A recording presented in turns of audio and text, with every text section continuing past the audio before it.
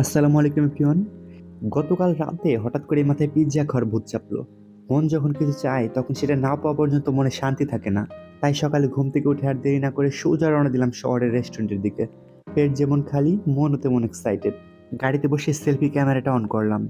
নিজের দিকে তাকিয়ে ভাবছিলাম এই ছেলেটাই পিৎজার টানে একেবারে শহরমুখী।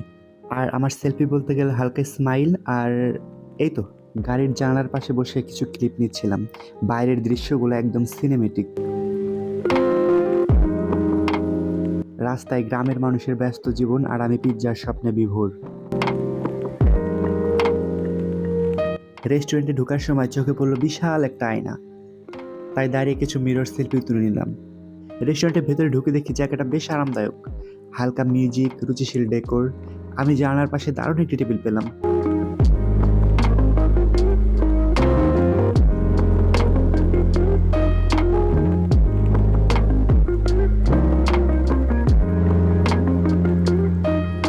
অর্ডার তো দিয়ে দিলাম, এখন শুধু মহা অপেক্ষার।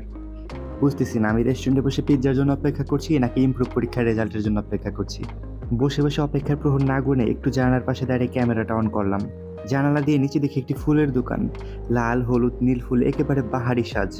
আর এইরকম একটি ভিউ থেকে আমাদের টাঙ্গাইল শহরকে সত্যি অনেক শান্ত আর আপন মনে হচ্ছিল। অবশেষে পিৎজাটা এসেই গেল। গরম গরম মেল্টিং চিজে ঢাকা। এক কামড়ে মনটা জিতে নিল। তবে হ্যাঁ, ভিডিওতে আর খাওয়াটা দেখালাম না, ক্যামেরা অফ করে ঠিকঠাক খেয়ে নিব।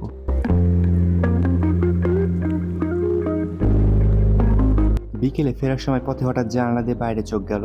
রক্তিম সূর্যটা একদম ধীরে ধীরে নেমে যাচ্ছে। সেই দৃশ্যটা দেখে মনে হলো আজকের দিনটা যেমন চেয়েছিলাম ঠিক তেমনই কেটেছে।